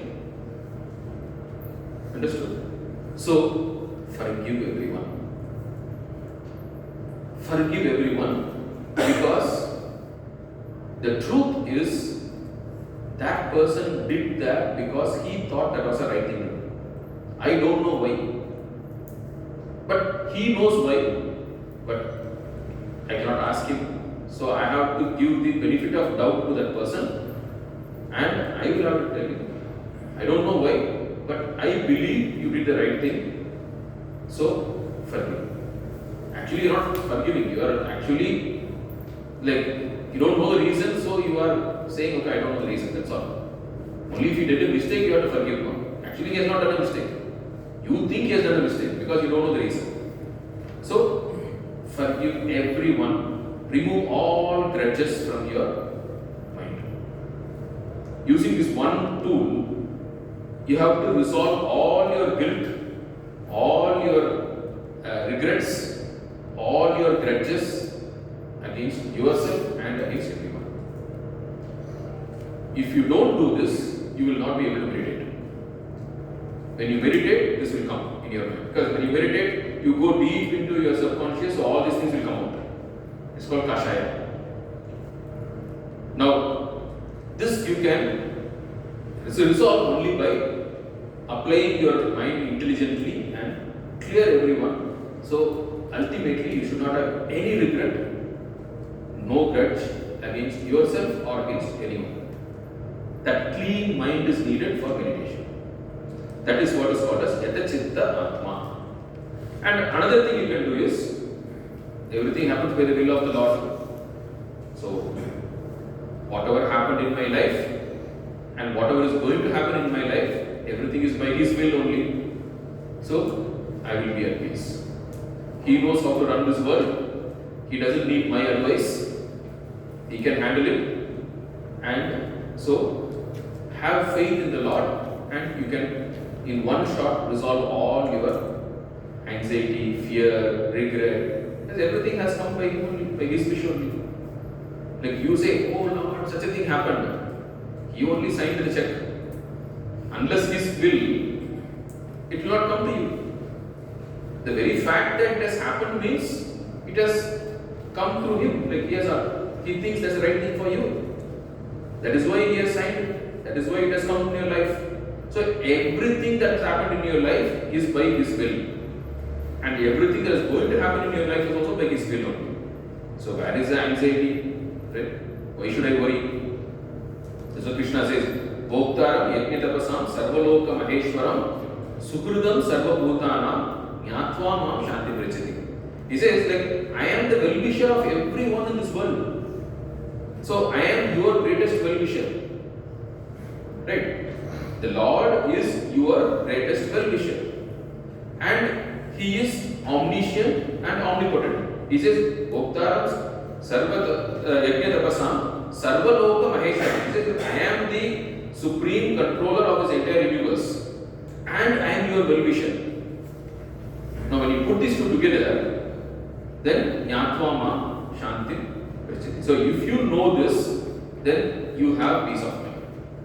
The Lord, everything that happens is happening by the will of the Lord. Everything which is going to happen is by His will only. And He is my well-wisher. So why should I worry?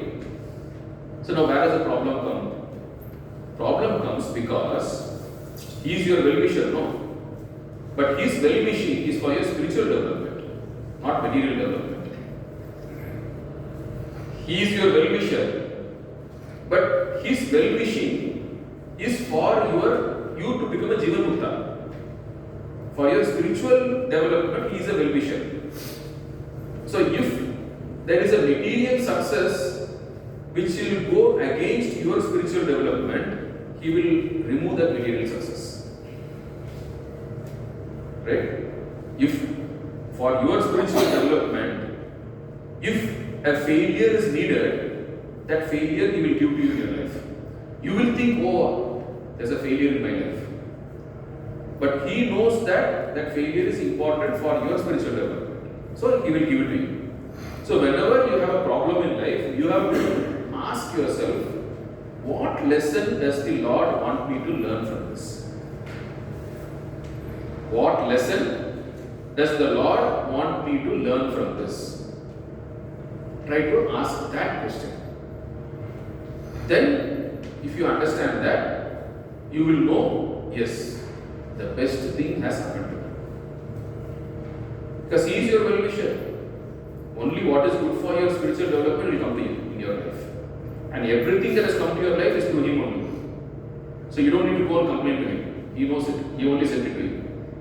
That's it is like, you are only going and complaining to the person who has given it to you.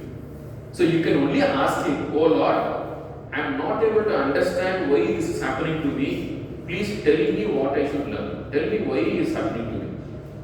You are not rejecting it. You are asking for explanation. Tell me what I should learn from this. I am not able to understand. Then he will teach you. You will understand and keep going ahead. That is what is Yathachitta. Right? So, you have to resolve all your emotional problems by applying these rules. Right? Then, Nirashihi, ambitional solitude. So, be free from all worldly agenda, at least during meditation. Right? During meditation, keep everything aside. Okay? It's okay to have ambitions in life. As long as they are dharmic, you should have ambitions in life. Right? But during meditation, keep everything aside. Right? Then, aparigraha, possessional solitude. So, nirashi is about what you want to achieve. Aparigraha is about what you already have. Right? So, free from all claims of ownership, trusteeship, controllership. Oh, without me, this project will not happen. Without me, what will this person do? Without me, nothing will happen. Don't worry. Okay? Before 50 years, the world was running without you. After 50 years, the world will run without you. You being here is just an accident. Without you, everything will happen. The Lord does not need your help to run this world. Okay? That you should understand. With you or without you, because of you or in spite of you, the world will run. So, don't think that you are an important person. Understood? So, at least during meditation, at least keep all your ambitions, your responsibilities. Like you say, oh, this is my job. Without this is my responsibility. If I don't take care of my mother, who will take care of my mother? Nothing doing. The Lord knows how to take care of people in this world. Okay, keep it aside. During meditation, keep everything aside and focus on meditation. That is called parigraha. Right? If all these 6 solitude, if you are able to achieve, nothing is left, your mind will automatically meditate upon this self. Right? So that is what this shloka talks about. So this shloka is the core. The subsequent shlokas, Krishna is going to explain how to attain all these 6 solitude. That's all. Right? Actually, subsequent shloka. In fact, there are few shlokas even before this also, where he explains this. Then he suddenly remembered, oh, okay, I should first summarize it. Then he gives this 10. So if you look at the shlokas in the 6th chapter, before this 10th one, actually he's already started the topic. How to be free from people, objects, situations, samaloshta, kanchana, all those things come before this. He has already started. Then he has realized, okay, no. I have to first give a summary, then I will go ahead, then he goes ahead. Okay. So, the subsequent shlokas, he expands on this. What does he say? First is that rahasi stitaha. So, those two he expands. Suchau deshe pratishtaya stiram asanam atmanaha Natyuchutam, Natyinicham, Chairajina Kushotaram. Right? So he says, choose a clean place, right? No foul smell, no insects running around, so it should be clean, right? And in those days, like you have all this cow dung plastered floor and all, he's kind of keeping that in mind, right? So no scorpions running around, like you should be in a safe place. And nati uchitam, nati nicham, not too low, be slightly higher, because imagine, like in a forest, in one hut, cow dung plastered floor, you want to sit and meditate. One scorpion wants to run, one ant wants to go, one lizard wants to chase that ant. All those things will keep happening around you. Now you should not be disturbed. So what do? A slightly high stool you sit, so that if some lizard wants to run, let it run under you. One rat wants to go, the rat will also run under you. Don't obstruct the path of rats and lizards. But now we are sitting in such a place, that rule doesn't apply. So that Uchritam, Nati Nicham, the Nati Nicham doesn't apply now. But Nati Uchritam applies. Don't sit in a high stool like this. Why? We saw, like the preparation for sleep and the preparation for meditation are the same. Right? The preparation which you do for sleeping, switching off the light, switching off all sound, right? And then sitting, is exactly the same for meditation. Then you want to forget your body. So what happens is, if you are tired, your body will fall asleep. Right? Like if you have, Mandukya Karika, Gaudapada gives the reasons why you might fall asleep during meditation. When you try to meditate, he says like if your stomach is full, if you have, like if you are tired physically, or if you have a backlog of sleep, Nidra Shesha, he uses the word. If you have not slept for some time, right, then the body will take this opportunity to sleep. So when you sit for meditation, you can fall asleep. So ensure that when you fall, if you fall asleep, you don't fall from your chair. So you should not sit in a high place. Don't sit in the corner of a bed, because if you fall asleep, you may fall down and hurt yourself. Okay? And if you fall asleep during meditation, don't feel guilty. It means your process is right, just that your body is tired. Okay? While sitting for meditation, if you fall asleep, it means you are doing everything correct. Okay? Everything is correct. Just that you are either tired or you have a backlog of sleep, so your body is grabbing this opportunity to take some sleep. So it means your process is correct. If you do the same process when you are not feeling sleepy, you will be okay. So falling sleepy during meditation is a good sign. It means your procedure is correct. Just that you are tired. So you have to repeat the same procedure when you are not tired. Then you will get into meditation. Right? So that is why Nati Uchritam, Nati Nicham. Not in a high place, not in a low place. Then Stiram Asana, it should be stable. It should not be like unstable. Then when your body, then that will become a disturbance to your meditation. Right? So basically you should be able to forget your body. That is the bottom line, right? So Sucho Deshe Pratishtapya Stiram Asanam. Right? And here also he says Stiram Asanam Atmana. You should have your own rug, don't share the rug.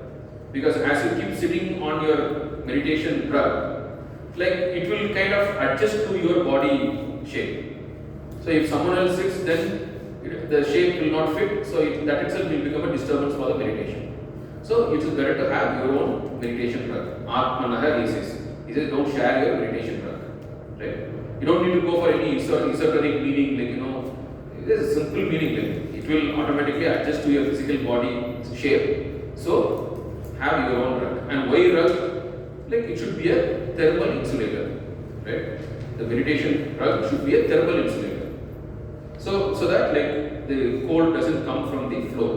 Then again like you will get cramps. So to avoid cramps while meditation, you should have a rug. Okay. And we'll describe the rug later. We'll see. Then Nati Uchritam, Nati Nicham, Chaila Ajina Pushottara. How to create a rug? Chaila Ajina Pusha Uttara. So basically like if you remember your railway sleeper, right? How is your railway sleeper? There will be a coil inside. That is Pusha. Right? Coil. Above the coil, what is there? Rexin. Right? That is Ajina. Then after that, what do? You don't directly sleep on the Rexin. You put a cloth. That is Chaila. Right? So, coil, so that it gives a strong support, but it is a thermal insulator. On top of that, a Rexin. So that What is Rexin? I don't know. Rexin is this thing, what is that? Melted plastic on a cloth. Right? That is Rexin. Right? So basically it is like a artificial leather. Right? Then because your coil will have sharp edges, right? Your grass coil has sharp edges, we prick. To prevent it from pricking, you have this Rexin. But then Rexin cannot breathe. Like so to make it breathable, you put a cloth on top of it. Right? So that is what is Chailajina Kushotara. Now, of course, this is you have to understand the motivation behind it, and you can go for replacements. Like you can just take one cotton rug, fold it 3-4 times. Now that is good enough. It is firm, right? And it is breathable, and it is a insulator. So you can sit, you can use it. So that you have to understand why he is suggesting it, and then you can go for alternatives. So any meditation rug will have all these properties. But here he used the traditional one, Chailajina Kushotara. Then once you have this, then Tatraikagra Manah Kritva Yatachitendriya Kriya. So sitting on that, what you should do? Tatra Ekagram Manah Kritva Yatachitta Indriya Kriya Upavishyashane Yunjya Yogam Atma Vishuddhaye. So he is coming to the Ekaki, Yatachittatma, those points, right? So what do? So you sit there, concentrate the mind, and try to do some control the activities of the senses and the mind. So basically all your chanting, puja, all those things are for us. Doing some pranayama. We'll come to the details later. So basically he says, now sitting on that, you bring your mind to concentration by doing practices, right? Which are like all your archana, chanting, puja, ritualistic puja, and then parayana, do some pranayama. So all those things for concentrating the mind, they come under this. Then after that, what do? Samam kaya shiro grivam dharayan achalam spiraha samprekshya nasika gramsham. This is Chanava Lokayan. So samam kaya shiro grivam. So your kaya, body, griva, your neck, shira, your head should be on a straight line. Samam kaya shiro grivam.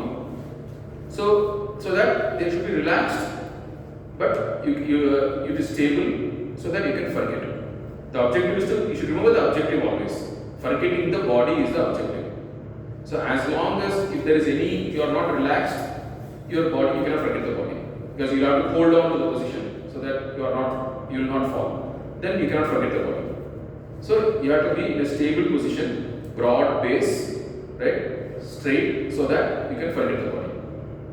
Then dharayam achalam stiraha. So your gaze should be steady. Right? You should not be moving your eyes here and there. Then samprekshya nasika gramsno.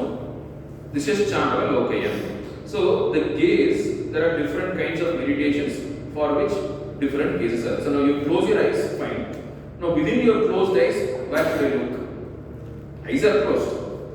But then you can think about you can look up, you can look straight, you can look down, you can look left, right, within your closed eyes. No? So he says, within the closed eyes, Sampreksha Nasika Gramsno. So he says, your gaze should be downward as if you are looking at the nose. If your eyes were open, your nose should be visible. But now your eyes are closed. So that is why Iva, as if. Like if you see all these Buddha statues, you can find it. They will keep it half open, because otherwise you will not see where he is looking. That doesn't mean you should keep your eyes half open. No. You close your eyes fully. The Buddha statues have got eyes half open, so that you know where he is looking. But you close your eyes, but your gaze should be on the tip of the nose. Why? Because the meditation here is on the heart. So for the meditation on the heart, your gaze should be down. If the meditation is on the Gokulmuthu, your gaze should be up. Like all you have your, Shanti Mudra, all those things are there. Right? Those are different kinds of meditations. But Gita's meditation is on the heart. So the gaze for this meditation should be in the tip of the nose. So he mentions that, right? And not looking in any other direction. Like don't, within the closed eyes, like don't keep moving your eyeballs here and there. Look as if you are looking on the tip of the nose. Then Prashantatma Vigatabihi Brahmachari Pratestitara Manasamyamya Machitto Yukta Asita Matparaha. So now Prashantatma, like forget about all about the past. Prashanta, calm, quiet, contented, no grudges, no guilt. That is what is meant by Prashantatma. Right? No grudges, no guilt. About the past. Then Vigatabihi, free from fear, anxiety about the future. Prashantatma is about the past. Vigatabihi is about the future. No ambitions, no anxiety, no fear, nothing. Right? Then Brahmachari Pratestitara, that is about the present. About the present, no desire for any sense experiences, no, like completely cut off from all sense or all objects. Right? So completely free from the sense objects. Brahmachari Rate Stita, be steady. Manas Samyamya, control the mind. Don't pursue the thoughts. Random thoughts will come, but try not to pursue them. Okay, you cannot control random thoughts. Whatever you do, random thoughts will come. But whether to pursue them or not is under your control. So whenever you say Manas Samyamya, control the mind, it is the second thought. Right? Don't pursue your thoughts, any other thoughts. Right? Then Manas Samyamya, Mat Chitto. Right? So, and Mat Paraha, having me as the goal, Mat Chitto Yukta Asita. These are all very important words. Really. So, we are talking about what is a meditation according to the Gita. If you invert them, you get all other kinds of meditations. People will say like walking meditation. You walk in a meditative mood. Mindfulness. Here he says asita, sit. Okay. Mat paraha, having me as the goal. People say, oh, if you meditate, you can become a millionaire. If you meditate, you can become successful in life. Here he says, mat paraha, I am the goal. No other worldly goal. Okay, so if someone claims by doing meditation you will be able to solve all problems, you can be creative, you can be critical thinking will improve, creative thinking will improve, fine, but that is not the goal here. Right? Mat paraha, having me as the goal. Then mat chitto, meditate upon me. No counting the breath, no following the breath, no emptying the mind. Those are all fine. Like, there are so many different schools of meditation, so many different traditions. We are not saying no to them. But here, when Gita says meditation, this is what it is. Gita is very, very particular. That is why these words are very important. Mat chitto, meditate upon me. We have Ishvara Dhyana. Right? If someone says, no, I went to a meditation class, they asked me to empty the mind. Then, okay, fine. We are not saying no. But here, according to Gita, this is meditation. This is what Gita recommendation. Gita doesn't deny any of them, but this is Gita's recommendation. Okay? Mat chitto yukta asita mat paraha. Every word is very clearly, focusedly says what meditation it is about. Okay? So, at the heart, you are looking as if looking at the nose, close your eyes, sit, meditate upon the Lord with the Lord as the goal. Right? So all those things he establishes very, very clearly. Because there in the 10th shloka we saw, right? Aparigraha, Nirashihi. So this is the explanation for all of that. Right? Nirashihi, no other desires. Aparigraha, don't leave everything. So he says like, here he says, Mat Paraha, I am the goal. Right? So he gives very concrete what he wants us to do. Then what will happen your mind will actually, meditation will take time. Right? Your mind will roam around. That is the nature of the mind. Don't worry. What does he say? Shanai Shanai Ruparame Buddhya Dhriti Grihitaya Atma Samstam Manakritva Na Kinchidapi Chintayet. Right? So, Shanai Shanai, gradually, slowly, right? Uparame, right? So you control it. Buddhya Dhriti Grihitaya, but with firm grit. It will happen. Mind will try to roam around. Don't worry. Don't beat yourself. Don't become guilty. Don't regret. Well, again, like that should not become another regret. Oh, I am not able to meditate. Oh, when I sit for meditation, my mind is roaming around. Krishna says, don't worry. That is how the mind will. Mind will roam around. Don't worry. Whenever the mind roams around, bring it back. That is what he says. Next shloka. Yato yato nischarati manas chanchalam astiram tatas tato niyam yaitat atman yeva vasham nayet. Whenever the mind roams, bring it back. Right? So, very clearly he says, your mind will roam around. Don't worry about it. Don't feel guilty. Don't think you are doing something wrong. Don't think your mind is doing something wrong. No. This is how the mind will be. Right? The mind will roam around. So, whenever the mind roams, bring it back. That's a part of the process itself. You understand? It is not deviation from the process. The mind roaming around and you bringing back the mind is not a divergence. It is not a distraction. It is not a deviation. That is a part of the process. Your mind roaming around and you bringing it back is a part of the process. So don't worry. Understood? So, there is in the Kathopanishad, the question comes, why is my mind roaming around? He says the mind is created like that. Paranchikani Vritnat Swayambho. Right? So, Paranchikani, the Lord has created the senses facing outside, he says. Paranchikani Vritnat Swayambho Tasma Paran Pashyati Na Antaratma. The mind's nature is to run around through the senses to the external objects. Why? Because the Lord has created us like that. You are not to be blamed. Understood? You are not to be blamed.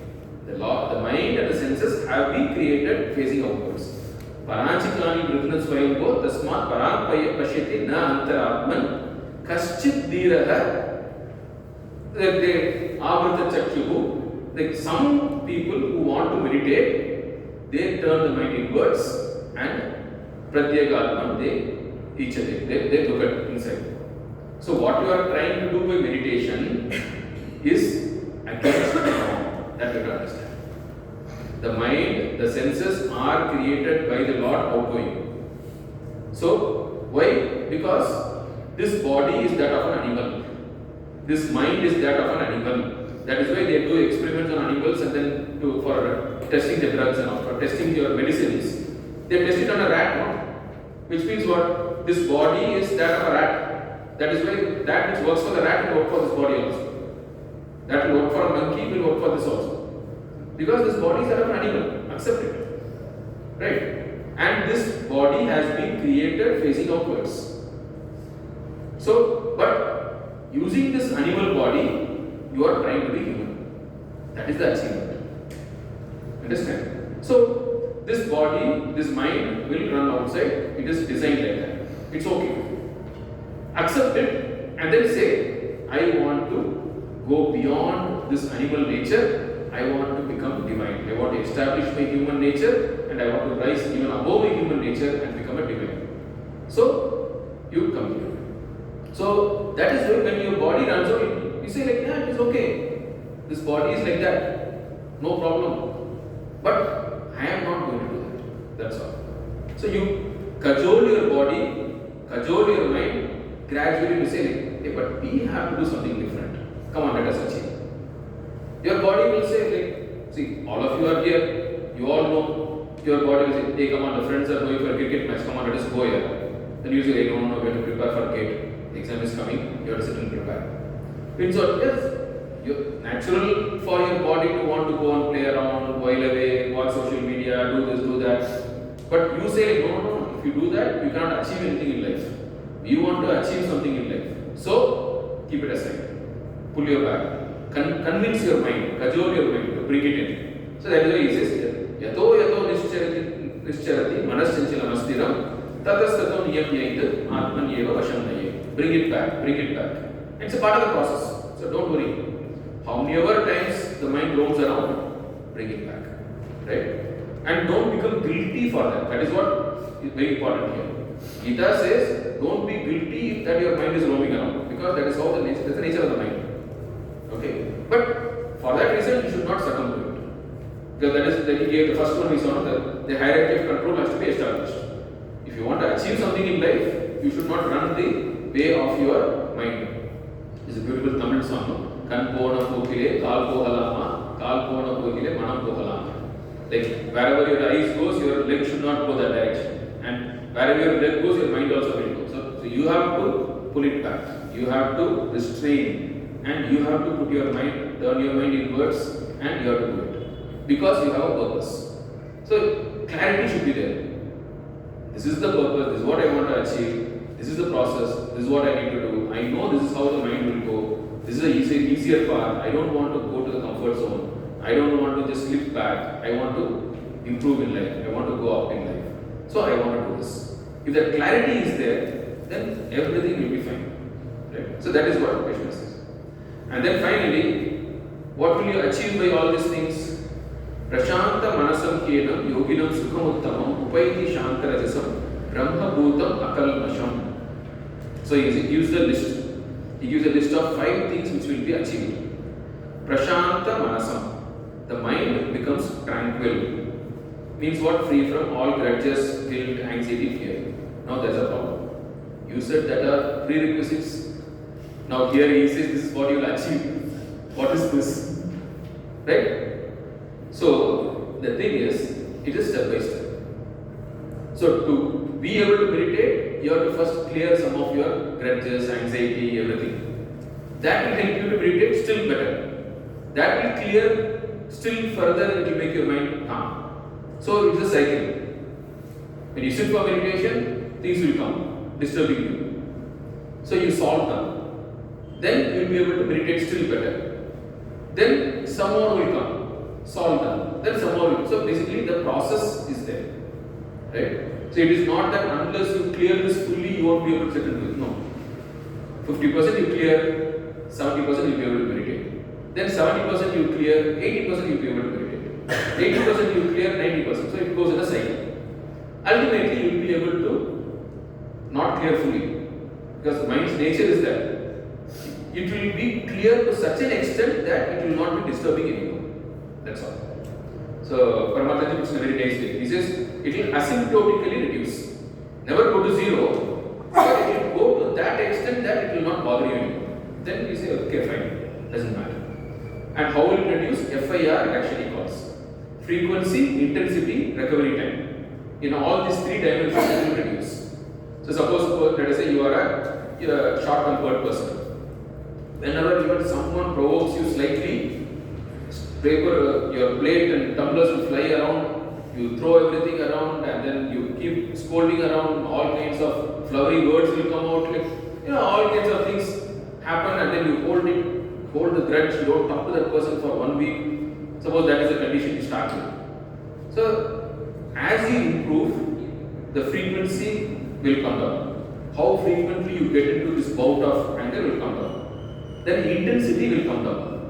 From physical expression, it will come, that will go away, but verbal expression may still continue. Then as you keep still progressing, the verbal expression also will go away. Still mental expression might be there, and after that also will go away. So slowly it will come, the intensity will come down. And then recovery time. Initially, like if you get into a bout of anger, let us say you take 1 week to recover, it might come down to 1 day, then half a day, then a few hours. Then finally it will come down to, the scriptures say, very beautiful example they give. On a hot dosa tawa, if you sprinkle water, what happens? That's all. It will go away. Right? For a moment you will have that, this will be there, then it will all evaporate, and then the dosa tawa will be again full, no water. Because already the temperature is very high, some 400 degrees Celsius tawa, like water will immediately boil off. So the anger in the mind of a Jivan Mukta is like water falling on a 400 degrees Celsius tawa. There's an example given, like, right? It will just immediately go. It will be there, but which sound will come? Then it will be gone. Paramahansa is a very nice way. When something happens in your life, you say what? Then you say so what? So the time gap between what to so what is the measure of your spiritual development. Okay? A highly spiritually developed person, the what will immediately follow by so what. The longer you take, it means okay, you have got still more development to happen. So from what is the distance between what to so what? So, and it will not go to zero. What will be there, but so what will come. So the FIR reduction he calls frequency, intensity, recovery time. This will come down and it will never go to zero. Don't expect it to go to zero. It will just reduce to so very slight extent that it will no longer bother you. Then you will say, okay, let it remain. That's all. Doesn't matter. Right? So that is Prashanta Manasam. Right? Tranquil mind. Then Prashanta Manasam Yenam Yoginam. Right? So Sukham Uttamam. So you will have the pleasure within, and then you have inner peace, contentment, all that. Then Upaiti Shanta Rajasam. So Rajas means activity, like the Rajasic one. Shanta Rajasam is your passion is settled down. Right? In another way, if you look at Tattva, like you have this manifestation of nature, like you have this Tattva. So you have the gross physical one is the Tamas, the mind is the Rajas, and then the Sattva is the higher layer. Like so basically, Upaiti Shanta Rajas means like your Rajas will come down, your mind will settle down. Then Brahma Bhutam, you will understand that you and others are not different. The self in others, others in the self. So there is the Jnana will happen, Brahma Bhutam, then Akal Masham. Your Papa Punya, everything will go away, your Sanchita Karma will go away.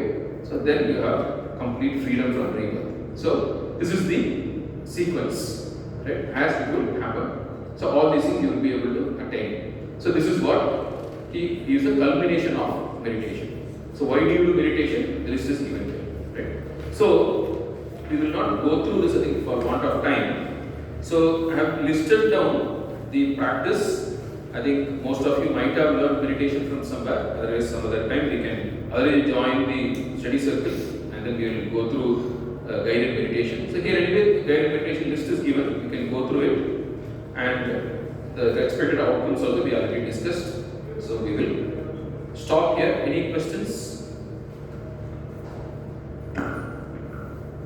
If there are any questions, I request you to join BSc group. And on Tuesday we meet online as well as offline. So if you can have a chat there, it's much better and elaborate. Now, and this is the best time to join BSc because Harish is here in the last row, Ritesh. Please contact him. He will join you in the group. We will have a chat over there as well in the group. So whoever is not on the BSc mailing group or WhatsApp group, you can, and if you want to join, then you can give your phone number, email ID to Harish, and he will add you to these groups. Now I request Sangeet to give a memento as a token of appreciation.